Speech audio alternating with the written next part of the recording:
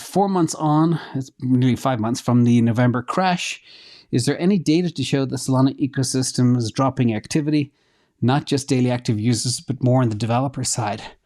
Well, this is a great question, and I'm going to answer this, but not just for Solana, for everything. Because when you look at a token or a blockchain or a protocol, you have to look at it benchmarked against everything else.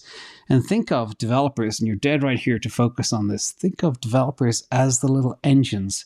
They drive the chains forward. And we'll be talking a lot about engines today as well. It's like my very crude analogy with a shopping mall being a chain. You want nice stores and lots of customers. That would be dApps and users. And for the developers, well, they sacrifice their time to make things better. The more little engines there are, the more forward motion. No engines, no forward motion. It becomes like a ghost chain. So let's analyze. I'm going to share with you a ton of information here for all the top layer 1s, layer 2s right now. So first of all, this is the smart contract platform, layer 1, layer 2, total number of developers by chain, fresh data, less than 24 hours old. And you can see the 800-pound gorilla is Ethereum, Polkadot number 2, Cosmos number 3, Solana number 4. And I put Bitcoin in there as well, so you get a feel for where Bitcoin lies. And then Polygon, Near, Binance, ICP, Cardano, Avalanche, all the way down the line. And remember, sometimes you can read an article that'll say something, but it will not be actual real data. It'll be somebody speaking to their own narrative. Okay, this is real data that you can take to the bank. Then this is the shrinkage over the last 90 days.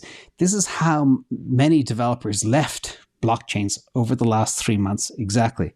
You can see it's about 51% for Ethereum, about 54% for Polkadot, Cosmos about 51% as well, 52% for Solana. And then you see all the other chains, and you see others that have had much more extreme levels of loss. Avalanche, 75%. A couple of others, Arbitrum, a big chunk too, which is surprising. So when you look at it, the average shrinkage is exactly 59.95%. Solana is only 52%. So again, it varies, but all chains are losing developers right now. But now that we've come out of the bear winter, for example, yesterday I had my biggest video views in, I think since summer 2022. It was like 70,000 views in 17 hours or something. So things are coming back. You guys are all coming back, and that means the developers will come back as well. Everybody will hive to the same place. Next is the SEP dev commits. Now, dev commits represent changes made to a software code base, and the number of commits indicate the level of activity on the chain. Generally speaking, a higher number of commits suggests the developers are actively working on the project. You could have 100 developers and no commits, which means they're just playing video games all day. And that's the importance of looking at this. Here you see Solana scores number 3, Polkadot number 2, and Ethereum number 1. Extremely busy. But when you look at the breadth of dApps and the amount of technology supported by Ethereum, it's a reason why there is so much activity there too. And a lot of this also goes towards building new features and also fixing bugs. And next one I will show you is the SEP total repos, the total number of repos in software development. This refers to the total count of repositories that exist in a given software development environment. And the number indicates the overall size and complexity of the software development efforts. Very, very important to remember that.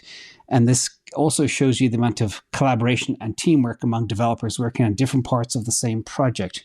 Generally, large number of repositories indicate that the organization has multiple teams or projects, each with their own code base, and it may suggest as well a more modular or distributed approach to software development. So important. Here, Solana scores number 4, Cosmos number 3, Polkadot number 2, and Ethereum number 1. It's really impressive to see the amount of activity on Polkadot and Cosmos right now as well. And finally, this is a brand new ratio nobody in the world has ever seen. I just built it last night. This is the market cap divided by the number of developers by chain, and Tron wins. But you don't want to win this competition. You don't want to be on the right. You want to be on the left.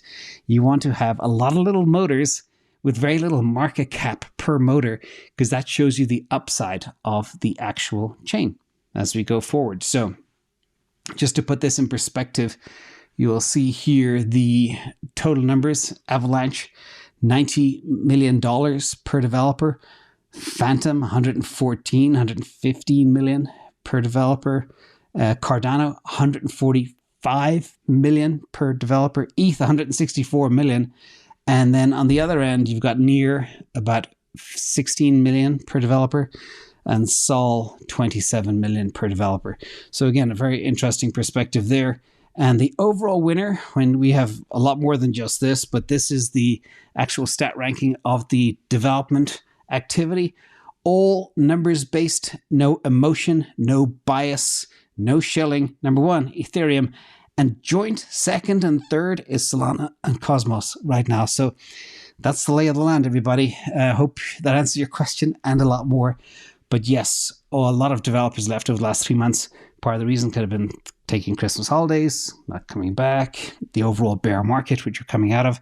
I expect these numbers to change radically, and I will update these on a daily basis.